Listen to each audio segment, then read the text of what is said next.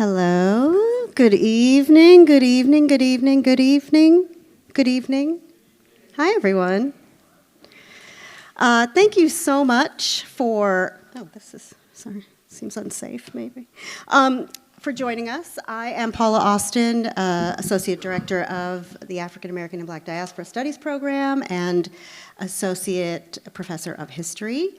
And we at AABDS are so excited to be hosting Dr. Anthony Pinn tonight. So thank you to AABDS, that's us, thank us.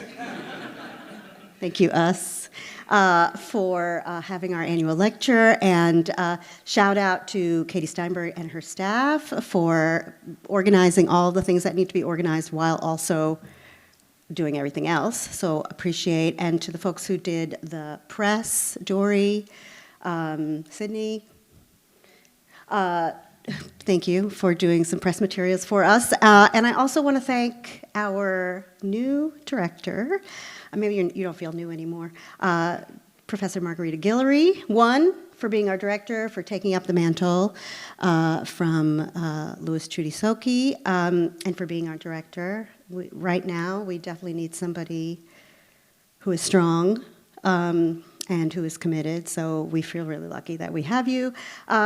Second thing I want to thank you for is for having Dr. Pinn as your advisor. So thank you for that. And then finally for allowing me to do a pop-in from my sabbatical. I am so honored to be able to be introducing you tonight, Professor Pinn. So in all transparency, I am a fangirl of Professor Anthony Pinn. I met Professor Pinn's scholarship when I returned to New York City after having lived in Durham, North Carolina for about a decade. I had just gotten my master's in history from North Carolina Central University, and I took an adjunct teaching job back at my alma mater in New York at the Eugene Lang College of the New School. And the course that I enthusiastically said I could teach when they asked me, did I want an adjunct job? And I was like, yes. And they were like, well, yeah, we'd like you to teach African American religious history. And I was like, I can do that. 3 of those things I maybe knew enough of to actually do. One of those things, all I had was personal experience. I was a Black Caribbean Catholic that had grown up in Brooklyn. So I was a very specific religious experience. But I was like, yeah, I can do that. But I knew how to do research, so I went to work scouring the scholarship of the field, and Dr. Pinn is not only prolific, but his analysis really suited my sensibilities and my politics and what I wanted this course to be. And the course, it was kind of the first time that I was teaching college undergrad, so it was kind of a big deal. And so I used Professor Pinn's work to help me design a syllabus that really went beyond the Black church, which, as we know, is a problematic concept, to be sure. We don't have to talk about it now. And I really I appreciated the way that the work really engaged with sort of Black refusal to white supremacy and the inherent violences and death cultures of white supremacy. And so it was work that kind of helped me put together a syllabus that I wanted. So I devoured Varieties of African American Religious Experience, 1998, I think. Then I went to Noise and Spirit, the Religious and Spiritual Sensibilities of Rap Music. That was, 2003, 2004. And then, of course, Terror and Triumph, Let Us Not Forget, The Nature of Black Religion. And those are only 3, and they are old by now, probably, right? And then I was away from his work for many years in between, including during my PhD program. But the thinking in those early works always really stayed with me and really informed how I thought about, and eventually how I wrote about Black thought, Black living, Black life. When I got here to BU and I created Intro to Black Studies, which some of you might be signed up to take next semester with Professor Chad Williams, I knew I had to include Dr. Pinn's work as one of the thinkers that we look at in this interdisciplinary field that is Black studies. And so I went to Embodiment and the New Shape of Black Theological Thought from 2010. So now, if you've been listening to these publication dates, you know something about the productivity and the genius That is Dr. Pinn. There are so many other titles. There's not enough time for me to go into that right now. You can Google it. The Singularity will create the list for you, and then you'll know what the other titles are. There are a bunch of edited volumes, not just the 24 monographs, and most recently, Death, Life, Hip Hop, and Thanatological Narrations of Blackness that came out from Duke last year.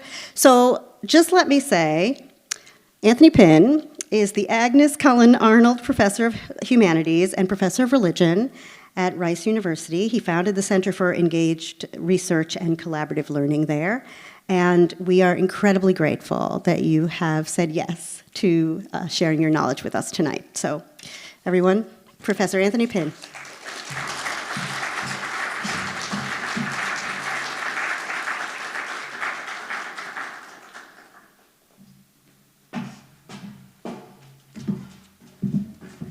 Good evening. I traveled all the way from Houston where it's still 80 degrees, cut my hair for you, and that's the best you can do. Good evening. Good evening. It is a delight to be here with you. I've been looking forward to this despite the weather. And I have to say, it is wonderful to see Dr. Guillory in this light. We spent a whole lot of time together in Houston, and I couldn't be prouder of what you achieved. It does my heart good to see all that you've accomplished.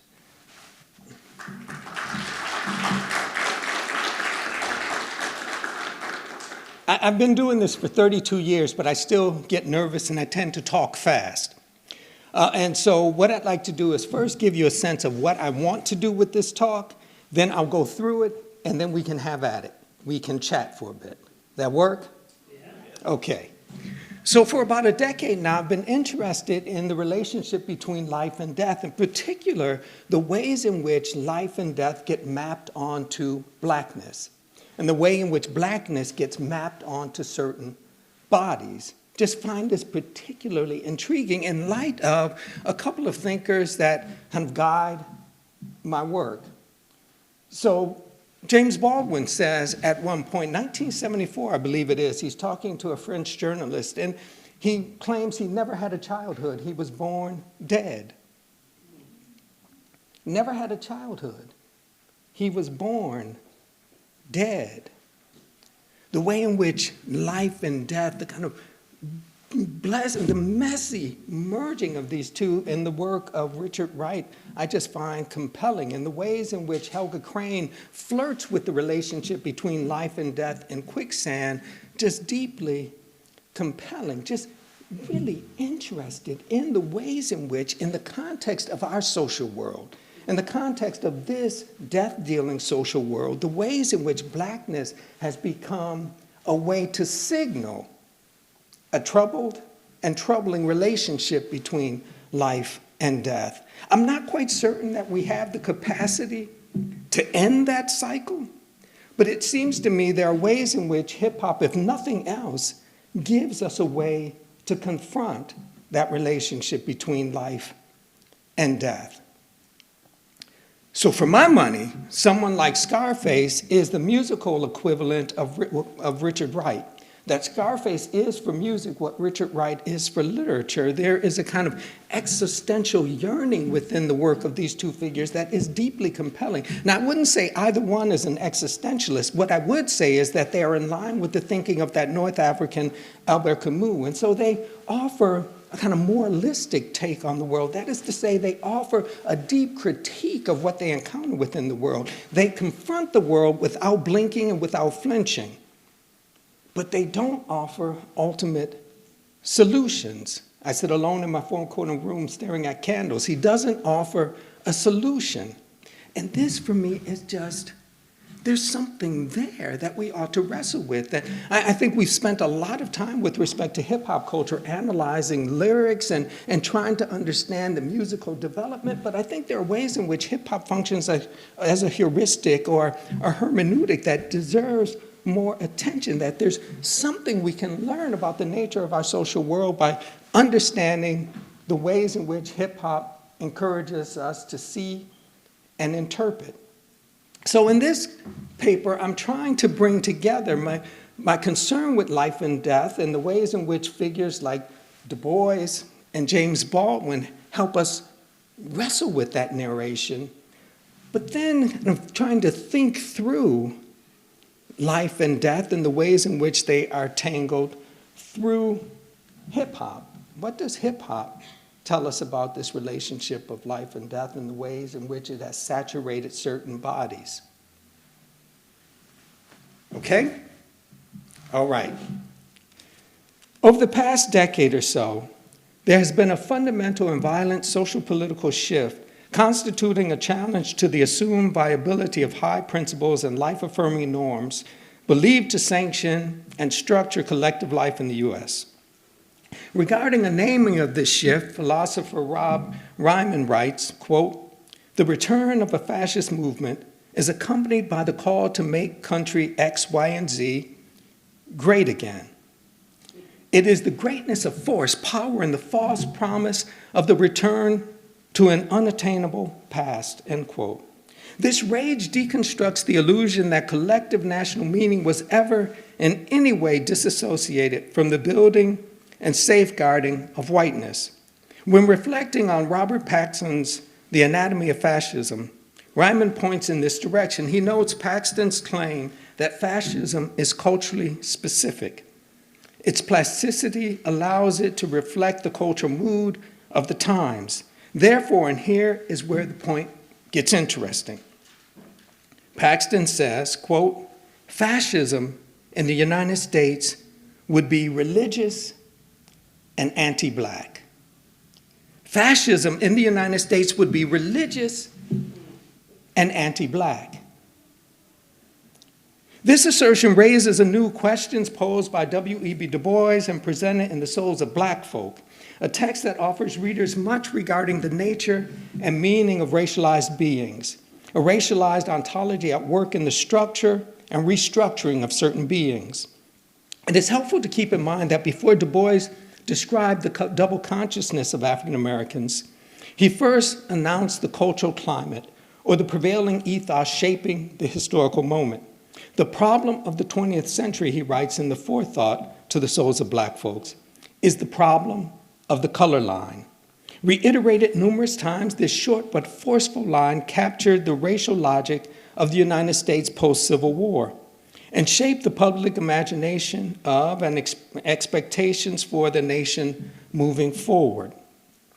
It articulated a sense of bodied experiences wrapped in the garb of racial animosity. This color line theory jibes so well with documented activities of a pervasive anti-Black racism that it became a frequently employed hermeneutic in both popular and academic analysis. While undeniably impactful and considered by many a complete framing of post-Reconstruction development, what the color line pronouncement points to, however, is only one dimension of a dualism, what Du Bois references as the Negro problem, marking out a discussion of the place for the formerly enslaved in the material workings of the nation. Yet, this problem is only one dimension of a dual dilemma.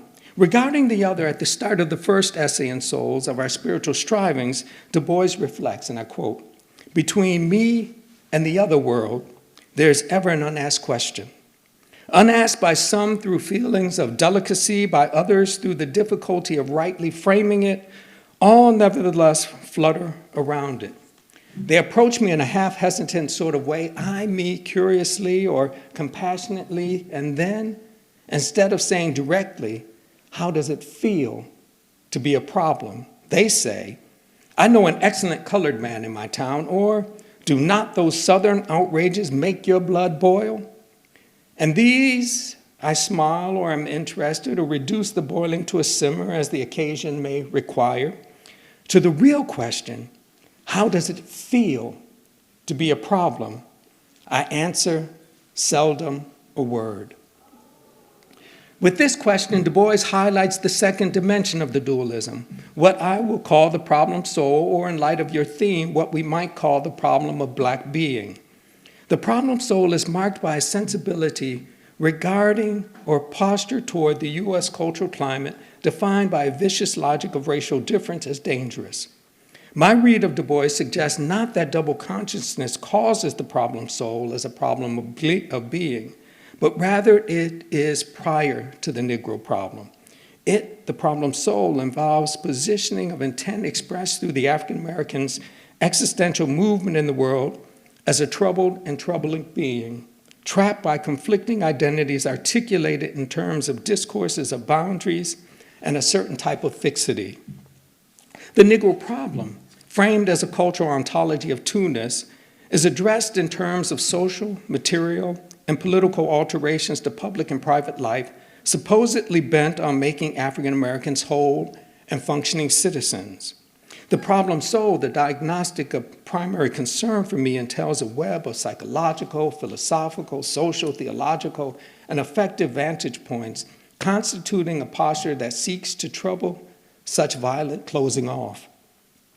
According to Du Bois, the system of slavery resulted in global cooperation premised on material need and resource, guided by metaphysical stipulations.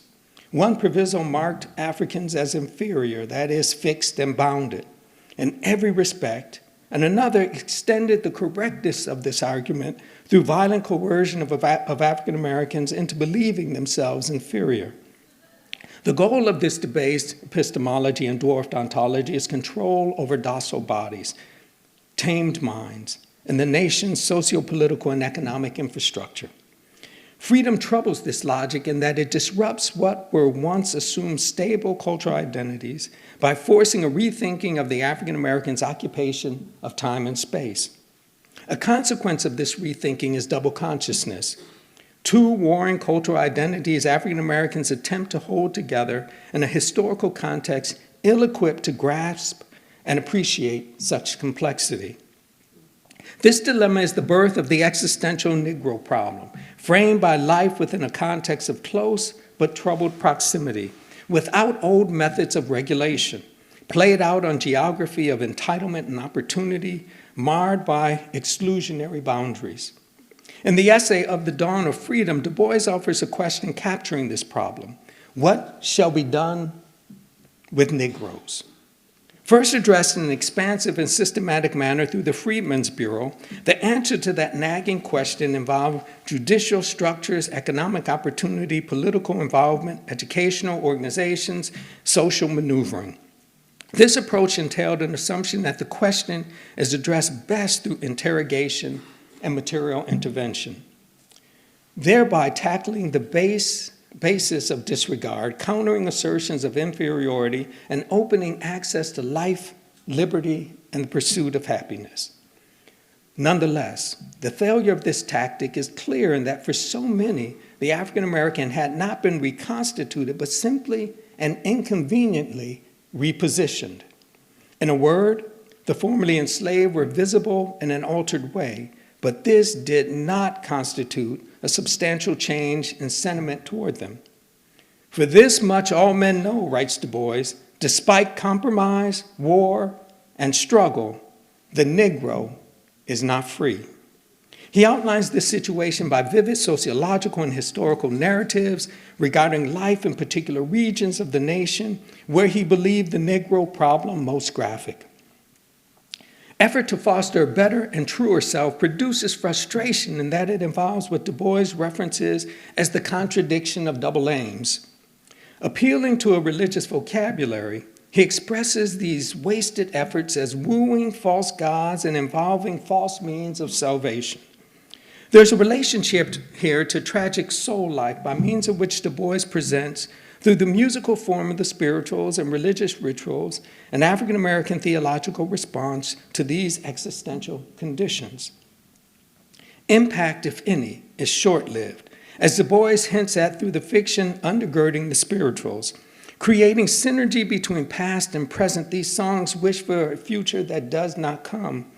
Hence, they are for Du Bois sorrow songs, hauntingly beautiful sorrow songs. The spiritual communities in which these songs were housed primarily, and the ministers who led those communities, failed to impact the cultural climate that suffocates their inspirations and aspirations. Each attempt to demand something of the world is met with frustration, and so the Negro problem persists. What should be done with the Negro relates to another consideration. How does it feel to be a problem?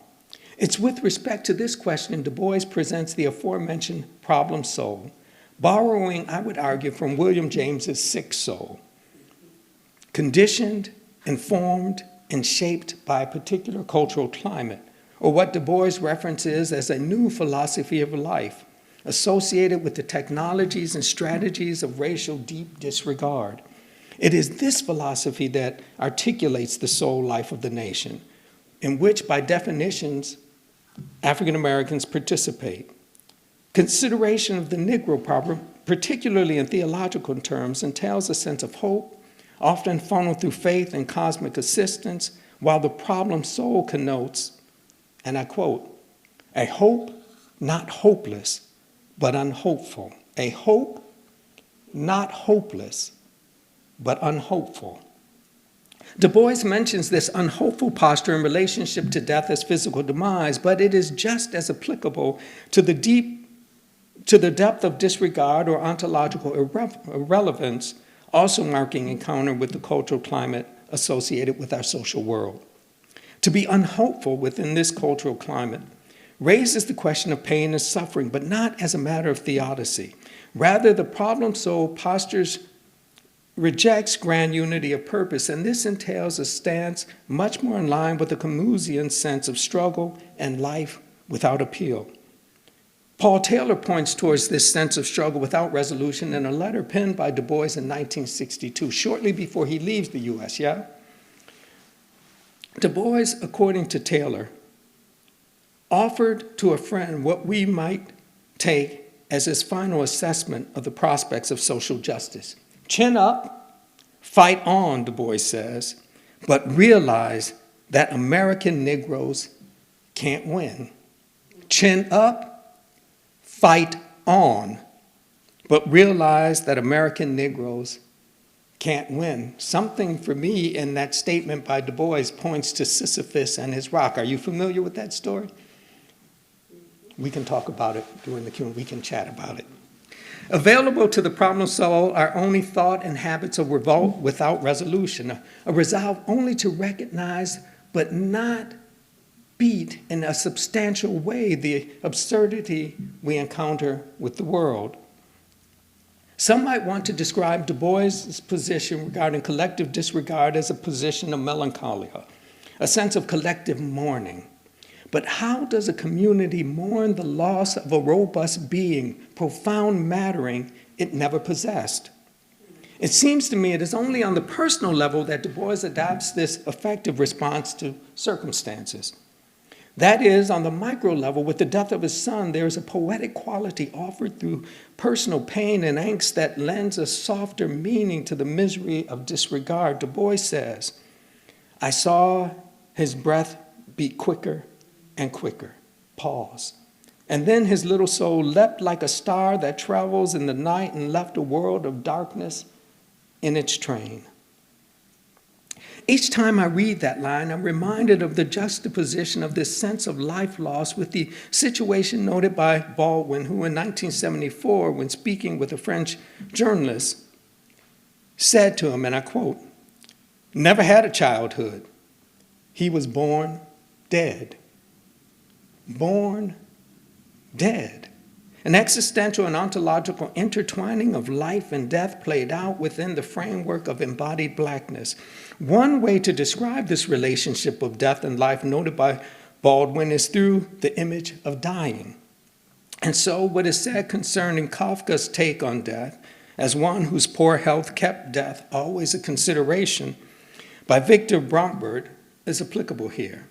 Death for Kafka means not an end, Bromberg writes, nor a passing or passage located in a time soon to come, but an everlasting reality of pain in the present. Not, in fact, death, but a permanent dying. Blackness attached to certain bodies has long functioned as a trope, a graphic sign of this dying, housing at once the terror of death and the longing for life. In a sense, blackness within the context of the United States has served as a frame for decay, a relationship to social chaos constituted by and framed in terms of the encounter dynamic of whiteness. To think and perform blackness is, within the context of our social world, to negotiate death and life. In fact, blackness is constituted by the coherence, the co-determinist relationship of death and life as it is projected onto certain weight-carrying communities. As a consequence, in terms of physical exposure and metaphysical restriction, the history of the U.S. in relationship to blackness is a history of demise. How does it feel to be a problem? By considering the manner in which blackness has been constructed as the meaning of death for whiteness, I want to extend the notion of blacks as a problem presented by Du Bois while being mindful of the tension between life and death alluded to by Baldwin. In so doing, I want to briefly expose the manner in which whiteness captures the idea of blacks through a discourse of anxiety, with blackness constructed as a corrective narration distinct from the experience of whiteness as a relationship of life over against death. In other words, the construction of blackness carried through black bodies is meant to isolate death for the white population as something other than themselves. By so doing, blackness through black bodies takes on death so that others are able to operate through a controlled encounter with demise. This is not to say that white bodies don't experience death, but rather they are able to attach as a type of projection their worst fears about death, the most grotesque dimensions of their anxiety about death onto black bodies. This happens with respect to two geographies. First, physical demise, and secondly, meaninglessness as an ontological rupture in its most graphic form. There's been effort to control, monitor, and ritualize material death as the end of vital biological functions, in some ways to privatize it so as to make it manageable, to make it fit within a particular sociocultural understanding. Death experienced in this form gives whites time, resource, an opportunity to work out arrangements in a way consistent with individual needs and wants and in light of communal assumptions and priorities. This is an economy of death that is manageable and to some extent owned.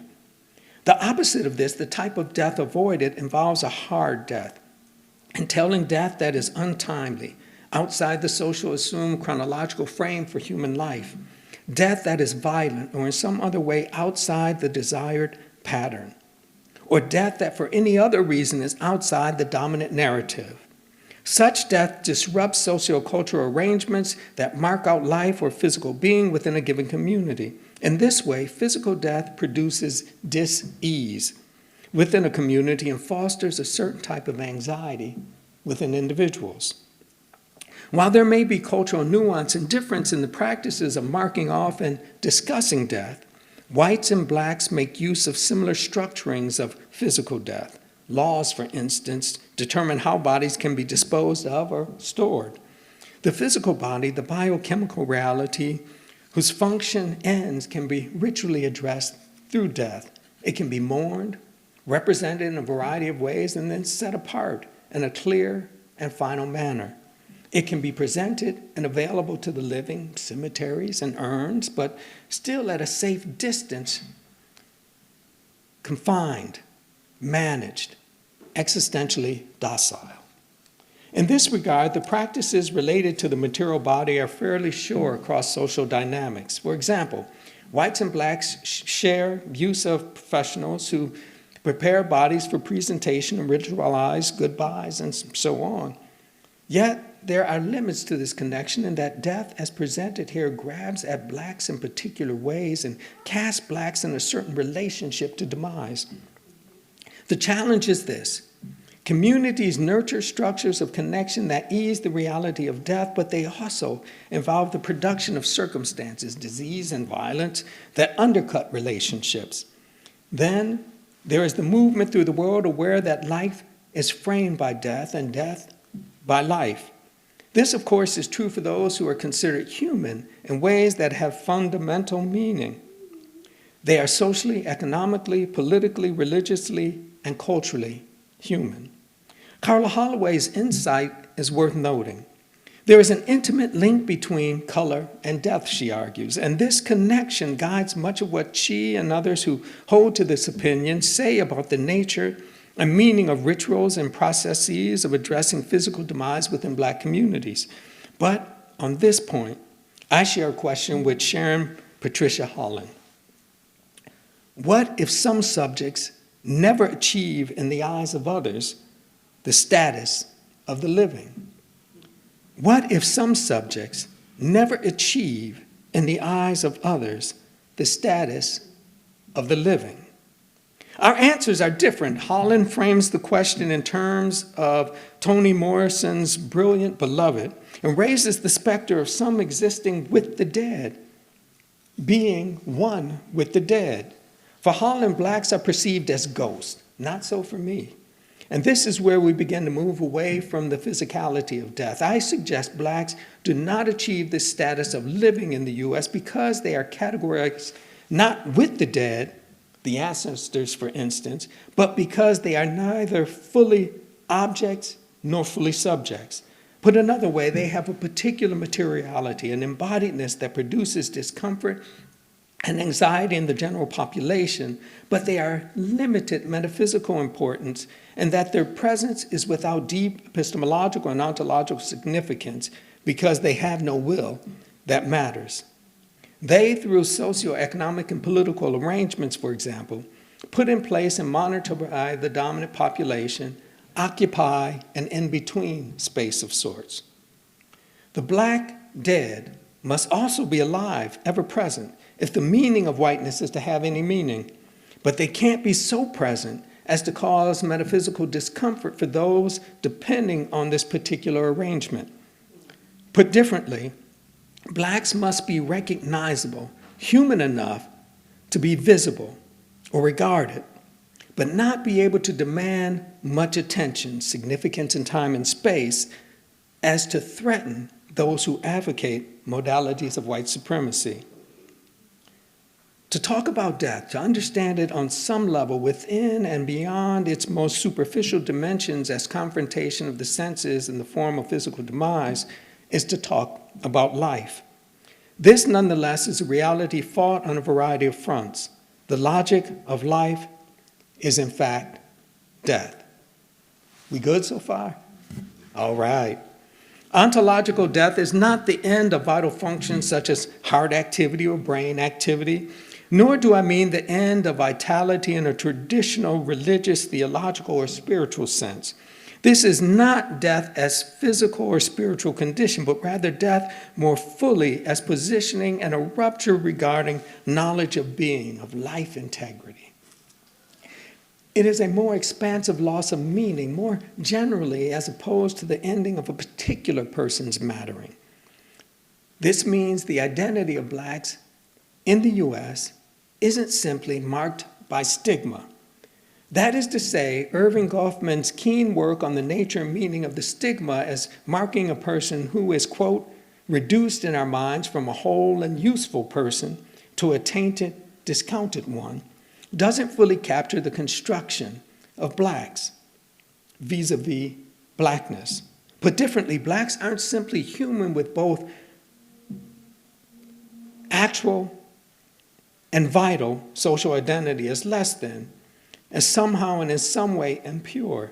It isn't a matter of a Black person, a complex human, being understood or stereotyped in a way that renders her problematic or deficient in some way.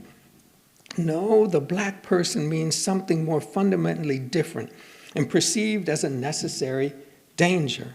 Stigma has too limited a range of influence and form in that any given attribute can render an individual usual or unusual. Such is not the case for Blacks for whom the challenge is always and already deeply ontological. Even the idea that some attributes are always a problem doesn't capture fully the situation. Furthermore, the not quite human sense, as Goffman outlines it, the sense of race as a stigma doesn't recognize sufficiently the nature of the ontological dis-ease, not simple social understandings and arrangements, assumed to be constituted by blackness. In some respects, what Goffman points out as stigma involves a type of social and or physical lacking in some persons. For black people, however, it is more than this lack of symmetry.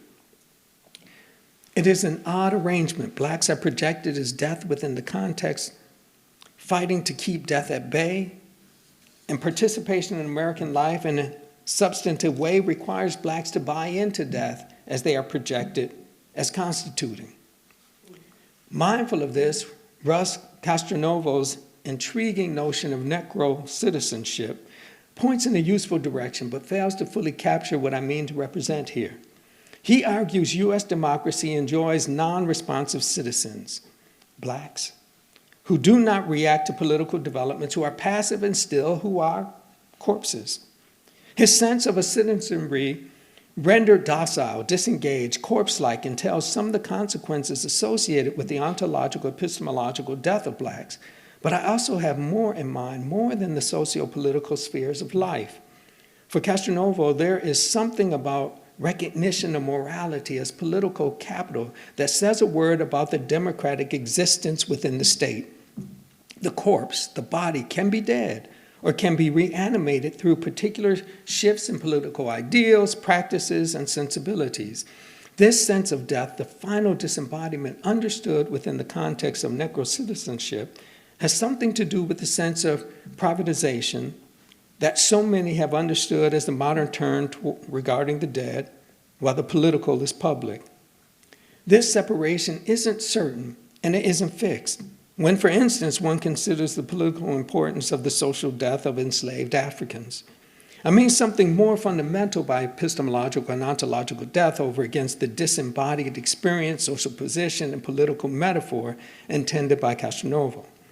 The death I describe is the structuring of knowledge about blacks in spheres of collective interaction, such as educational ability and criminality, and the very meaning of black bodies that undergirds these other historical patterns of individual and collective life.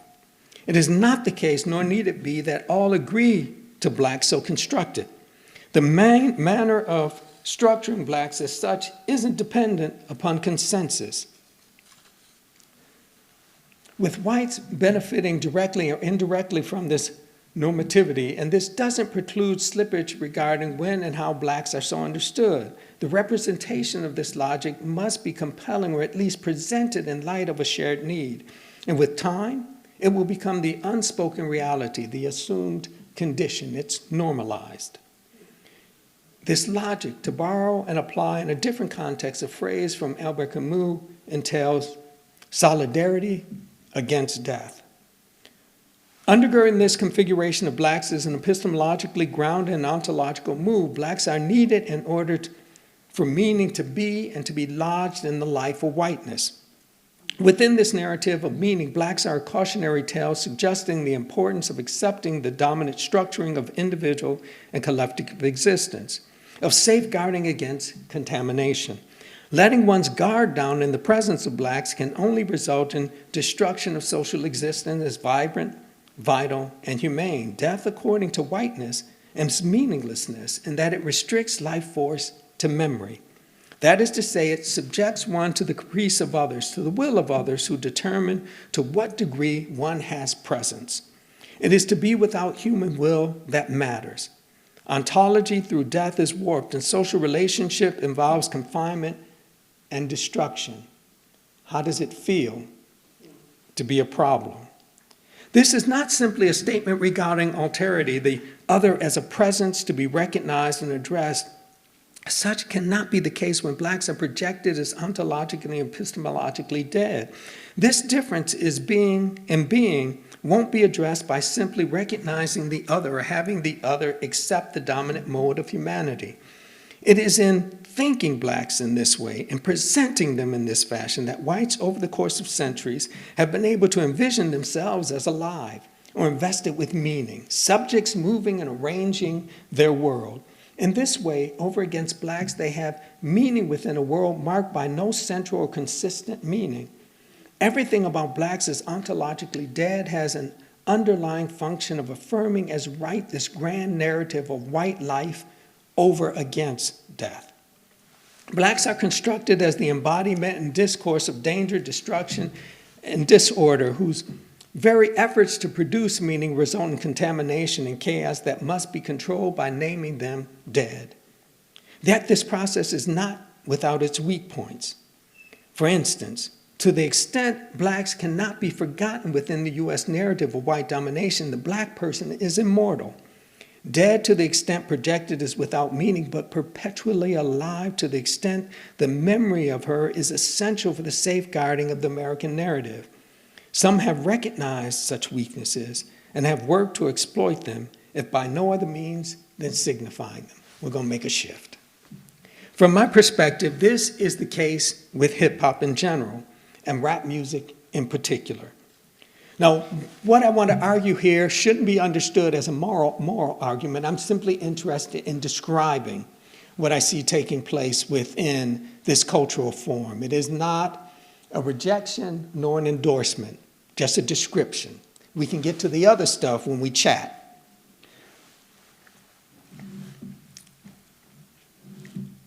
Hip-hop culture is an intervention of sorts, marking a cultural shift, a change in the grammar and vocabulary, living in a way that acknowledges the presence of death. But through this acknowledgement of death tied to blackness, rap artists seek to shift its significance and benefit. That is, rather than this association with the workings of death as a marker of a less than status, it is used to project substance. With respect to physical demise, hip-hop offers something of an irreverent poetic reflection on those who are dead, which includes by its very nature rehearsal of death's production. Such is a concern with relationship to death, which is to say how one interacts with it. In this form, there is a distinction through recognition of two poles, life and death held in tension. A tension that is often disrupted through murder, which is lamented and mourned, while on other occasions it is celebrated and advanced. In certain ways, murder is a dominant motif, and in this manner, it is tied to the Western preoccupation with the ending of life through crafted narratives exploring demise. As Michael Collins reflects, quote, "The beautiful murder, the murder lifted into the mind by winged words, is in many ways the heartbeat of American culture, indeed, all of Western culture," end quote.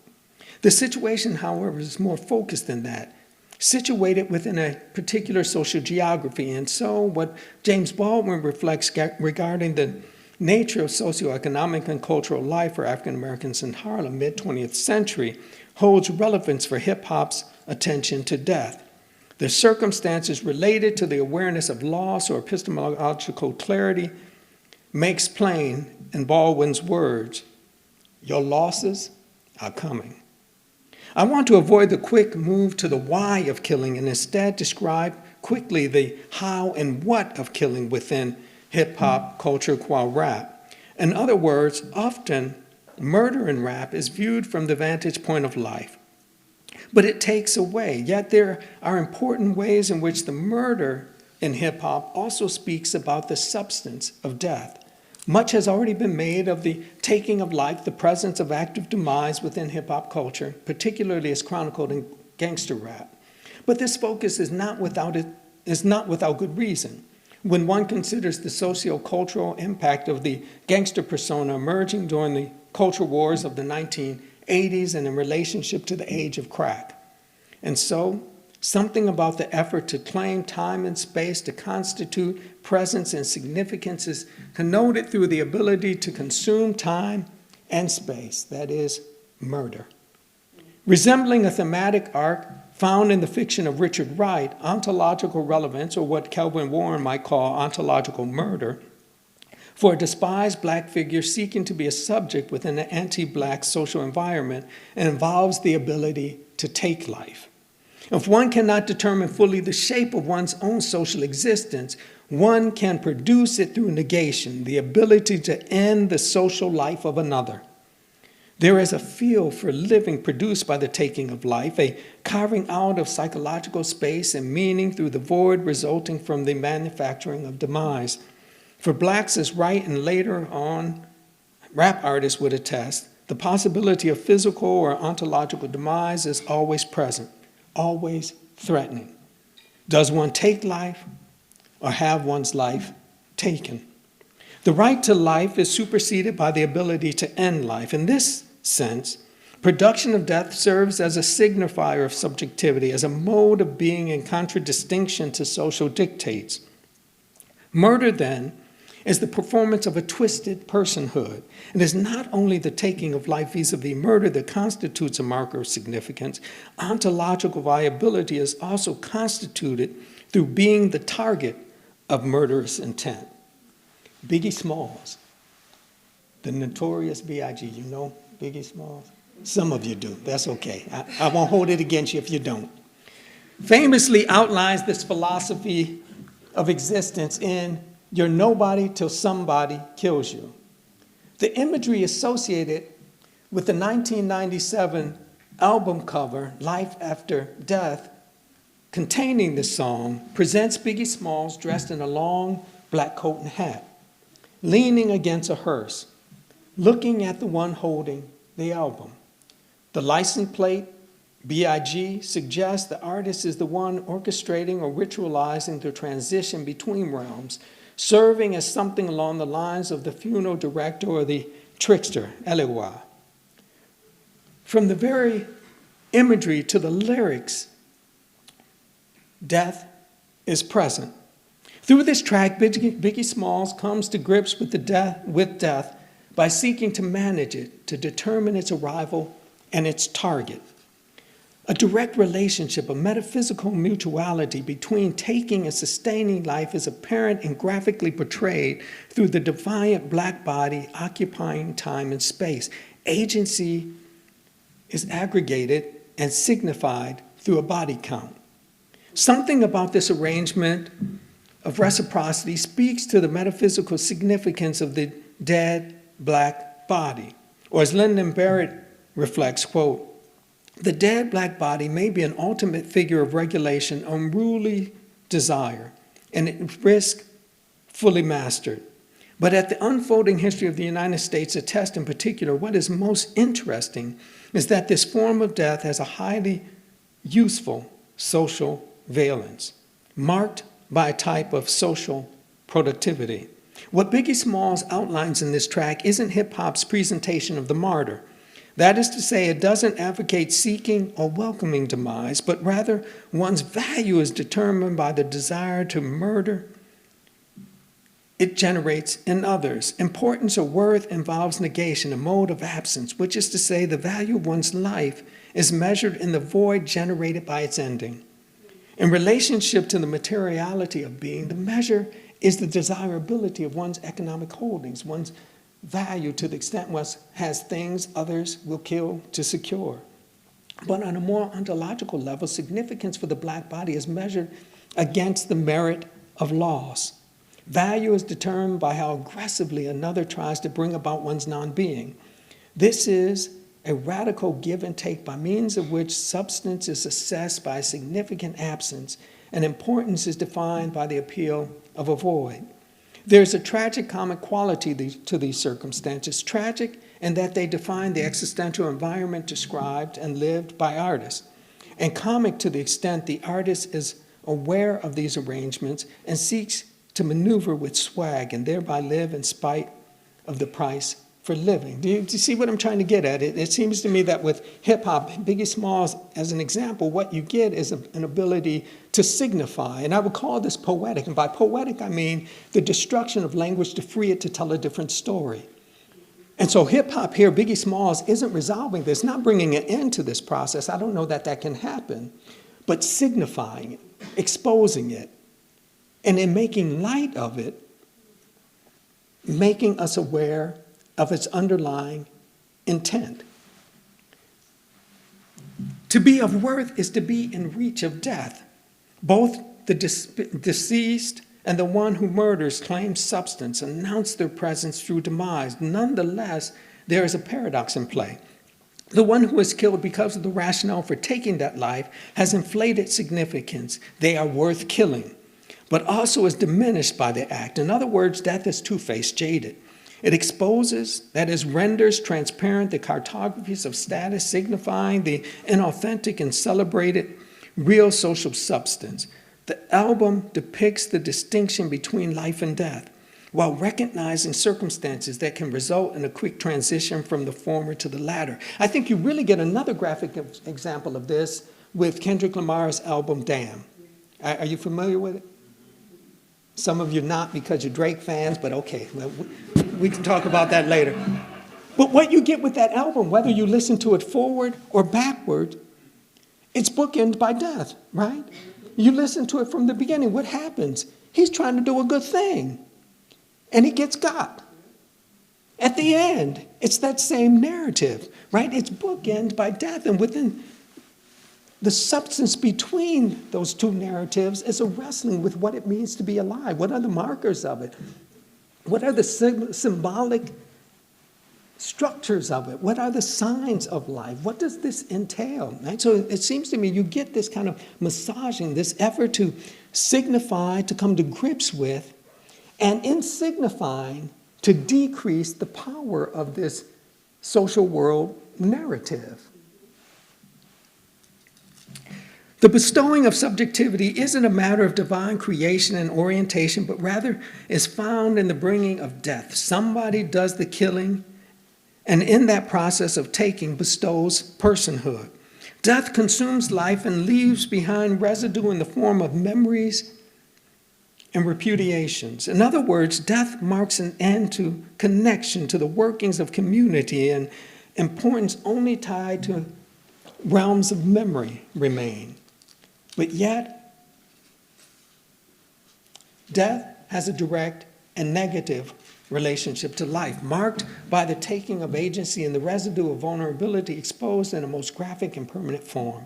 It is to lose grip on the markers of substance impinging on one's psychosocial geography. The black body is understood as significant, bearing weight to the extent it is open to both the loss of life, either in an active murder or inactive murdered form. To recognize similarity, both partners are in the game, does little to dissuade aggression. To kill and be killed are forms of manageability, the graphic ritual enactment of annihilation. In a word, they expose and manipulate the logic of whiteness. While narratives of death over against life had tended toward the totalizing impact of murder and black male occupation of time and space, this is not to say this perception accurately reflects circumstances. I would not attempt to authenticate any assumption that death has a special hold on black male bodies, or that the distinction between life and death is any more graphic or intense when gendered in that way. Social coding and cultural assumptions concerning gender may help to shape those to whom one listens, but it doesn't mean women within rap aren't experiencing the impactfulness of death and narrating it.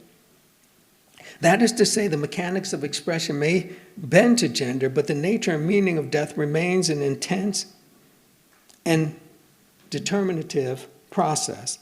Think of the demise of Philadelphia's China. Her death is not a story of vibrato escalating into identity and personhood affirmed through death. Still, the narrative of death here isn't unfamiliar. Yet drugs aren't marked by the lore of the hustler or the trap house presented from the perspective of the hustler. Instead, it is death in relationship to a young woman whose end is still a bit of a mystery. Working within the orbit of the ASAP mob, early releases like Selfie gained her an audience beyond the fashion world she'd entered when she signed with Ford Models. Her music blurs the line between death and life, embodied struggle, perhaps chemically fueled, our circumstances shadowed by mechanisms of demise. The titles of tracks speak to this presence of death. For example, Music to Die For, and In the Case, I Die First, and focus on the dynamics of death in public. However, it isn't simply the titles that explore these conditions. Instead, the lyrical content provides a grammar and vocabulary of death as slow spectacle, In fact, as Brianna Younger notes, quote, her output thrives on bringing light to the things often relegated to hushed conversations in the corners of the mind: drugs, death, despair. China, the embodied artist, is shaped and figured through the highlighting of effects, the biochemical play that both intensifies and destroys as the body is reshaped by substances that blunt out the dynamics of life, leaving death in their wake. The somewhat slow, intentional, sleepy, and haunting delivery of her lyrics, laced with reference to a bluesy haze of activity, guide the script as it announces a pattern of questioning her life all the time. Demise is amplified. If the social world and the well-being of its considered occupants, that is, whites, is sustained through a reflexive relationship to death, what of this is spoken back as echo, or at times signified through rap music's narratives? Is some of the animosity towards particular genres of rap music tied to, while not limited to, its graphic amplification and signification of this construction of blackness in relationship to death? To merely say blacks are dead or our death is to miss an element of the terror they represent vis-a-vis blackness. If blacks could be understood and total through death, the violence against them would be to safeguard life without the nature of life challenged or disrupted. However, blackness constitutes this challenge to life, but it also involves the potential signification of what life entails, its fragility, for instance. Life and death aren't destroyed through this activity, but rather there is preserved a reinforced sense of their mutuality. To be white is to live until otherwise, but even then, with physical demise to be known through memorial, life remembered. To be black is to exist, which is to say blacks are produced as visible and anthropomorphic housing for blackness as marker of death. Through its poetic quality, meaning its destruction of the vocabulary and the grammar of the social world's pronouncement of death, hip-hop in general and rap music in particular serve to reconstitute a mode for expressing the gross nature of our circumstances. And in so doing, there are ways in which hip-hop recognizes and signifies this relationship, and in the process exposes the workings of a social system that are meant to be hidden from view. Thanks so much.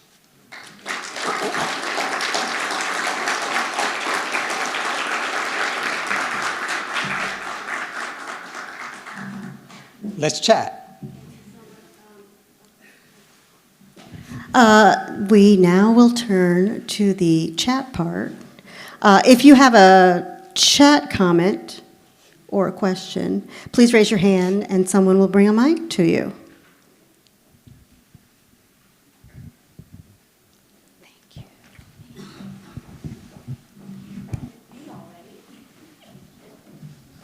Hello. Hey. Thank you, and welcome to Boston University. Thank you so I'm much. Saida Grundy. I'm faculty in sociology and Department of African American and Black Diasporic Studies. We've been looking forward to your talk for so long.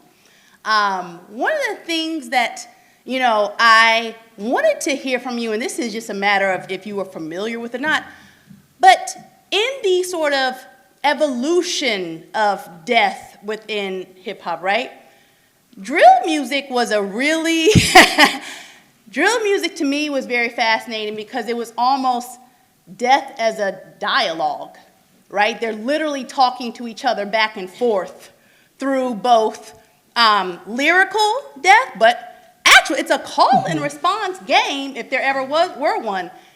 And in that, it is perhaps in a macabre way socially intelligent in that it's like I'm saying that I'm saying that you've offended me. You can take a guess what I'm going to do to you. I'm saying there's a way in which it's one of the most emotional forms of particularly the attention economy that we get now. But I wanted to know with that sort of with Biggie, with Pac, there was certainly violence as a dialogue, but death was the end of their conversation, right? Whereas with drill, this seems to be something that's actually it's the production of it. where do you sort of place that in terms of like, how do we see that as an evolution or a new form taking place in terms of how, how this, this death thing, what we can predict coming out of the culture? I like that. Drill or horror, rap, it seems to me that what you get is the signifying of death. And to the extent that we are morally and ethically outraged by what they do, it forces a question, right? It forces a question. They are reflecting in the most graphic way possible the narrative and the arrangements of this social world. And so to critique them of necessity ought to involve an interrogation of the social world that has produced them. I don't know that I would agree that with someone like Tupac or Biggie, it ends with death, right? The album is life after death. Or you get, I think in terms of Tupac and Scarface, and Tell 'Em from Houston, right? Think about their track, Smile. It seems to me that it extends beyond this physical death, right? I mean, it seems to me there are other dimensions of this narration that they want to surface. Or think in terms of Scarface's Diary, 1994. There are dimensions to it that are not lost with the end of this physical. Or Snoop Dogg's Murder Was the Case, right? There's an extension of that. But all that to say that within the context of hip-hop culture, it seems to me you get a kind of graphic and messy interrogation and signifying of this culture, right? The social world, whiteness requires this to be unchallenged and neat. Hip-hop culture renders it messy, highly visible. And again, for me, it's tied to the kind of relationship to death or wrestling with death you get with someone like Richard Wright. Think Native Son. To degree this is messy, it forces the question. And again, I don't think they offer an answer, and I don't think there is one, right? I keep saying that, hoping that someone will have a question about that. But I don't know that there is an answer, but there's something about raising the question that I think is really useful. And from my vantage point, we lose something of what hip-hop offers us if we simply attack it with traditional moral reasoning, right? That is tied to the very system that we say is problematic.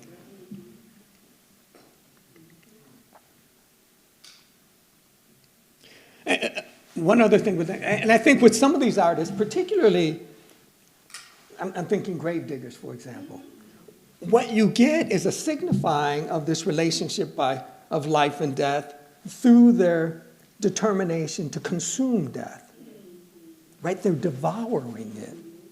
And again, it forces us to raise some questions concerning how we have understood and articulated the relationship of life to death within the context of this social world. The discomfort is a benefit. I'm wondering if sleep ever entered your analysis, because I've heard, since Nas, I've heard sleep is the cousin of death over and over and over again, and there's this analysis of the unconsciousness that I think is really rich, and it's not like a fully dead state, but it's like a vulnerable half-dead state, and so many rappers had visions of their own death in sleep, and so I'm wondering if you can say more about that, if possible. You know, I haven't really thought about sleep.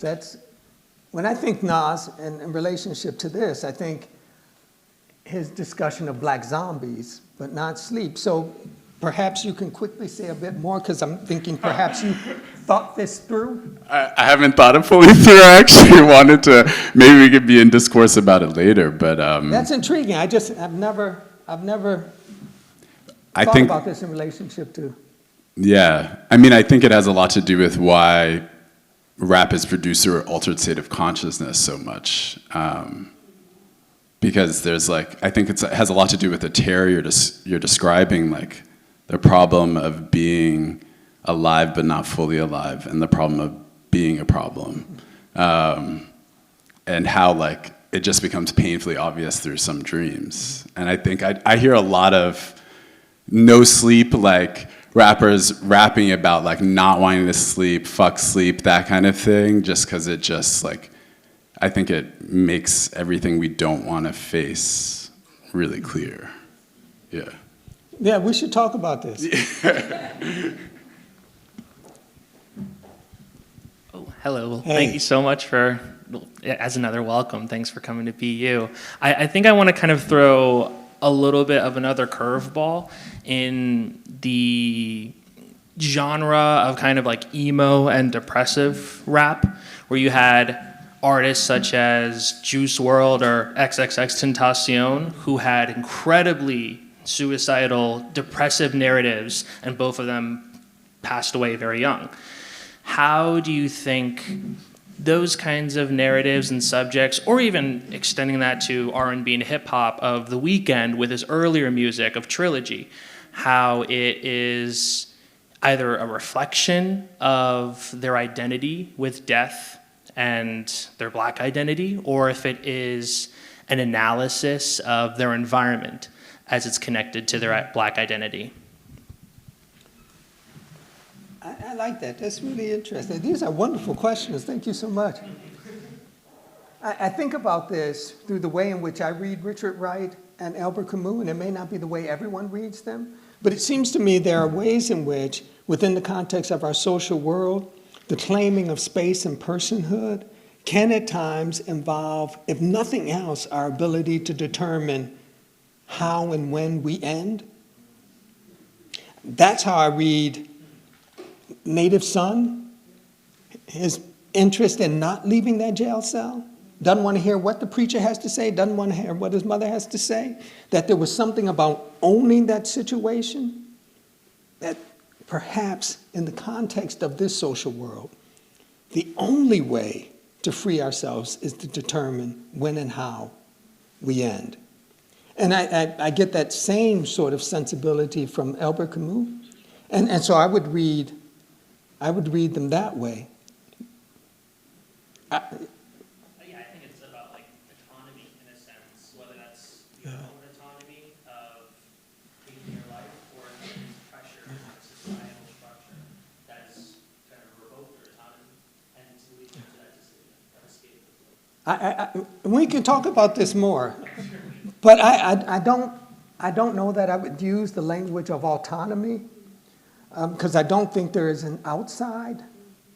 I think we are already and always within the context of this troubled and troubling social world. We don't even know how to think beyond it, right? So there's a difference between our knowledge of the social world and the social world itself, and our knowledge of that social world doesn't provide us with a way to think outside of it.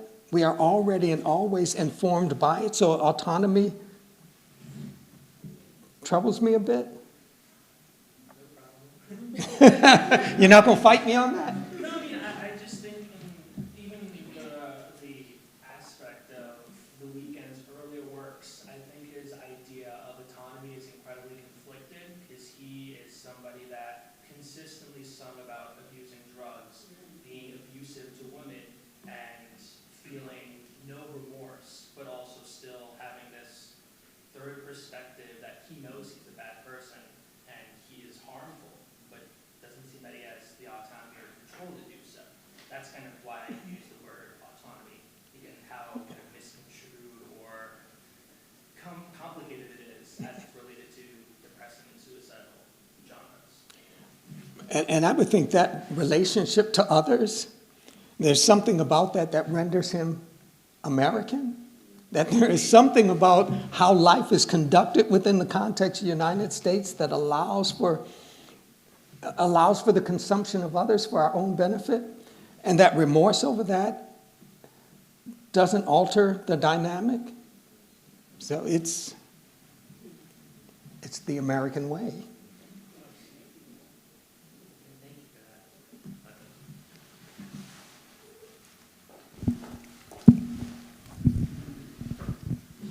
Hi, thank you so much. You've touched on so many things that I've been thinking about. My name is Nicole Smith Johnson. I'm in art history and AABDS. And so as an art historian, thinking about, there's a passage, I think it's drawn from Hegel, that Gilroy rehearses, where a man who's lost his sight, a white man, sees a black woman and is struck with horror, right? And so the kind of visuality of blackness is very much connected to this kind of ontological death that you're talking about. So I resonate strongly with that, but at the same time, I have my son here, he's 4, and he said to me, "What are we learning about?" And I was like, blackness and death? I'm not sure. And so, I often think that to be a parent is to commit to optimism, right? Like, you don't have a choice. Like, this is the material conditions of your life, right? Hopefully. And so I want to belabor this point of like no solution, right? And maybe even return to, I think it's from a letter that the boy sent to a friend, saying, we go on with the knowledge that the American Negro cannot win, right?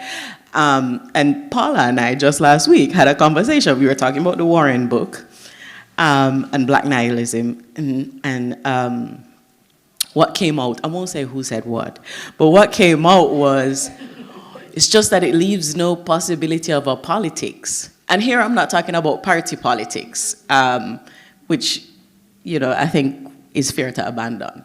But I wanted to hear how you are holding, like how we hold that sentence from Du Bois, those two things at the same time, the keeping on and the awareness of being structured around failure, right? And since you kept coming back to the unsolvability, I figure you want to talk about it as well. So, yeah. Yeah, I'm not one who believes we end these circumstances, that I think this social world preserves itself. And so there are, even in my theological work, I'm trained as a theologian, although the questions I've asked have forced me to try to pick up other tools, right? Because you can't build a house with just a hammer. You can't think these situations, these circumstances with just one tool. There are certain things I've surrendered. So I don't talk in terms of liberation. I don't use the language of freedom anymore, and I don't use the language of hope. I talk in terms of the persistence of possibility, and in terms of ethical obligation, I talk in terms of an unjustified because. That we do this work not because we know we will win, but simply because we can. Right? We labor, we try to make a difference simply because we can. Du Bois says the American Negro won't win. We do this work not because we know we will win, but because we can do this work. And so for me, this kind of persistent and loud no to injustice will not change the dynamics of the social world, but it makes it much more difficult to normalize the misery of the marginalized. And for me, that is something. The ability to make it more difficult to normalize the misery of the marginalized. And I take some of this from Albert Camus and his thinking on the myth of Sisyphus, right? Sisyphus doesn't, this struggle doesn't end for Sisyphus. He's continuously rolling this rock. He doesn't get around it, but Albert Camus says it reaches a point where this rock is at the top, and just before it comes down, Sisyphus has a moment of lucidity, of awareness, of clarity on human circumstances, right? So the gods don't win, and that Sisyphus isn't destroyed by this labor. He has a sense of his circumstances, and he continues. And at the end of that short essay, The Myth of Sisyphus, Albert Camus says, one must imagine Sisyphus happy. This labor continues. There's something about our ability to struggle that affirms our personhood, that affirms our humanity. It's not in the win, but in the struggle, in this no to injustice, we gain something of ourselves. And I think that has to be enough.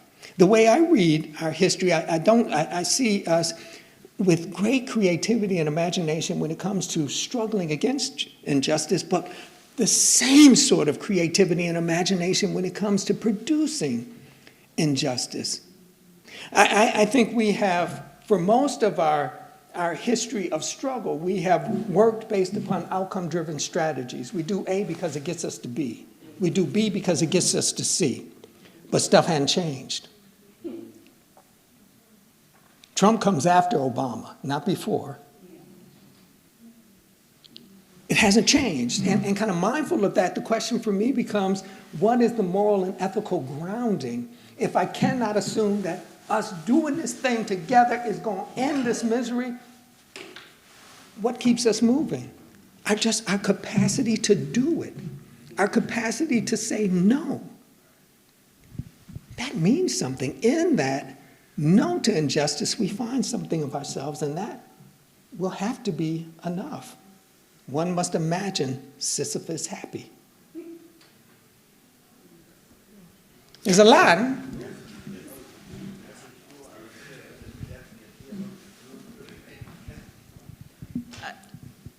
Hi, my name is Alice. I think this is a great talk. Thanks for having it. I'm just kind of curious about, from my own personal experience, having been like a community organizer, I remember I had like a little altercation with somebody, and my friend was like, and I was like, this is racism. My friend was like, this is not, everything is a race relations. The person was doing this because they wanted to take credit for your work. And so with that in mind, it just seems like a lot of people who are doing well, like artistically, they like to sell toxicity. And it's not just in rap. Like I love, I go to the Ozfest, and those people talk about killing themselves and killing people just as much as the rappers do. You listen to love songs like Babyface and people, Bruno Mars talking about taking grenade for a woman, like he's crazy. It's just people talk, they think like pain, sells and toxicity sells. You can't open up YouTube without, getting 100 news from people dying, and I had to stop that for a while. So I'm just wondering, like, how much of the death you're talking about in rap is actually like a race relations of black commodifying bodies, of male bodies, or if it's just like an artistic thing where people are just feeding toxicity because they know it sells. It certainly sells, but because it sells, it seems to me it raises a larger question. What is it about the nature of our social world that makes this appealing, that generates this kind of curiosity? Because you don't go platinum simply because you sell to young black kids in the inner city, right? You got to hit the burbs. You got to get the white kids to buy if you're going to go platinum, right? So what is it? So we can't just think in terms of this being lodged within the context of particular communities. This is the U.S. way. What is it about our social world, the socialization within the context of our collective, that makes this so very appealing? I'm of the opinion that we often critique, and not just hip-hop artists, we critique creatives for what they produce, but I want to be mindful of the fact that they labor in the gardens that we have provided. And to the extent we are critical of these creatives, we need to be critical of white-collar folks who are involved in the same sort of moral and ethical dilemmas. And so all that to say that this all takes place within the context of a deeply troubled and toxic social world. One other thing on this, I'm not quite certain what a liberated social world would look like. I'm not quite certain what a transformed social world will look like. So I think this is the kind of work we have to do by negation. We know what it can't include, It can't include transphobia. It can't include gender discrimination. It can't include. I don't have a positive depiction of this, but I know what it cannot include. And so this is one of the reasons I say that we will not transform this social world. We are not going to get rid of all this stuff because we are continuously figuring out the ways in which we do people dirty. We are continuously figuring out the ways in which we do this larger web of life dirty. We're continuously learning. And so what I'm pushing is a different hermeneutic for us, right? Wherever you are doing your work, a different hermeneutic, a hermeneutic that is composed of two questions. Who have we forgotten? What have we forgotten? And you don't ask that just once. This is perpetual. We are continuously asking this as we interact. Who have we forgotten? What have we forgotten? This struggle is forever. One must imagine Sisyphus happy.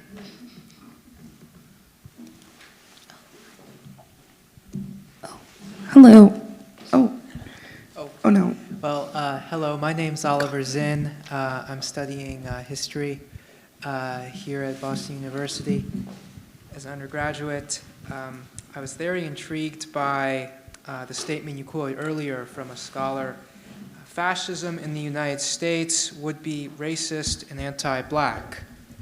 And I must admit that I'm not as cerebral, I think, as many of the other people who asked their questions, in that I have sort of a one-tracked mind and a interest in contemporary politics and what's happening in our society today in very concrete terms.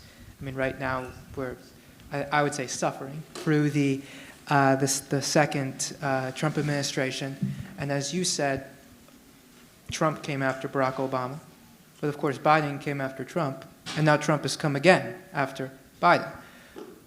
So my question is, how can we specifically think about what you've discussed thus far in terms of hip-hop and its kind of liberatory, not liberatory, sorry, you said you don't like that term, but it's, I guess it's sort of way of illuminating our problems, and we call it persistence, right? How can we consider all of that as a way of challenging the current reality that we're experiencing today in 2025 during the first year of Trump's second administration? Oh, I like that. And I think institutions like BU provide a fundamental tool for this sort of work. It's critical thinking, right? Critical thinking skills. The perpetual asking of the question, why? It seems to me that this, in our context, a social arrangement in which truth no longer matters, facts are optional, a populace that is determined to critically engage, to ask, to probe, to question, to demand. This is the work. So how do we do it? We exercise these critical thinking skills, and we probe, we push, we prod. And again, in doing that, it seems to me, we make it more difficult to normalize the misery of the marginalized. And if we have to talk in terms of wins, that's a win. Because then there's something about the humanity of the marginalized that is preserved. They don't deserve this, right? There is nothing about their social arrangement. There is nothing about their intrinsic selves that merits this sort of misery. Saying that persistently, continuously, is a win. Hello. Hey. Okay, so thank you guys so much for the information that you've offered so far. I've been thinking a lot about the commodification of hip-hop and the decommodification of hip-hop. Right now we're kind of witnessing the death of like mainstream rap. It's kind of retreating from the charts, and we're kind of seeing like this cultural like push and pull between conservatism wanting to reclaim the center stage. And I'm thinking about how the last 10 years and the last 20 years have been really architectured by rap artists and hip-hop artists, namely like the Migos, and how they both architectured the Atlanta scene, but also the entire genre of trap beats and pop music and stuff like that. So right now we're kind of seeing in like mainstream music a struggle to really find a sound, an alternative sound that defines this current era as we're trying to retreat into this concept of white life while surrounded by all this death. So I wanted to kind of get your thoughts or how you're kind of perceiving the struggle to articulate a new white life, a new modern white life, specifically in music, because I do think there's been a struggle. I'm not certain I'm understanding the question. One more time, please. So with the concepts that you brought up about how Blackness is the articulation of death, right? And hip hop in particular is a controlled orchestration and management of death, right? And seeing how for the past 20 years, it has been the defining sound of our generation, of our mainstream culture. How has the kind of like retreatment or the death of mainstream like hip hop, our mainstream hip hop in the mainstream culture, how has that kind of really augmented the articulation of modern white life, if that makes sense? Or how have the characteristics of Black death been repurposed to during this heyday of like the mainstream presence of hip hop to articulate white life? Yeah, I'm not quite certain we would agree on whether hip hop has declined. I think I have some issues with how Drake handled the. Okay. Yeah. But Drake also gave the game away, right? This lawsuit, he gave the game away. So I am not convinced that the best way to assess the impact, the importance of hip hop is whether or not artists chart. It's like publishing a book. You want Barnes and Nobles, you got to pay for placement, right? So what you get is a sense of what presses can pay for placement, and most of the presses you're going to see are imprints of the Big Five, right? Pay for placement. So I don't know that I would say it's declined because they're not charting in the same way. I would say that we are experiencing another generational shift in terms of hip hop. What's important? What kind of concerns need to be voiced? It's a generational shift, but I'm not convinced it isn't as important. And it seems to me that hip hop continues to signify, to make light of this larger narrative that the social world provides.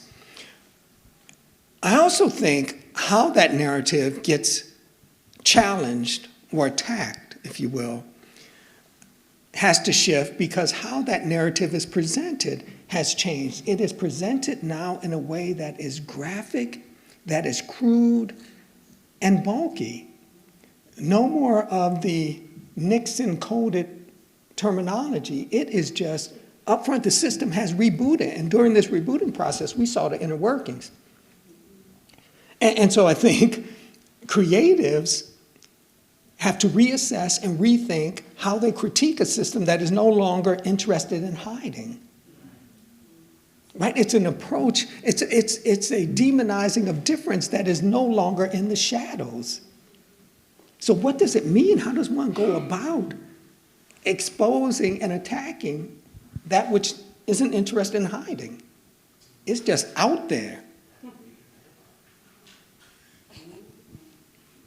So I think we're in this process of kind of rethinking how this happens, but it seems to me that creatives are still doing really wonderful poetic work with respect to a challenging of our social world and its operating systems. Thank you. And with that, on that note, we have a lot of work to do. Thank you, sir. Thank you. And thank you all for joining us tonight.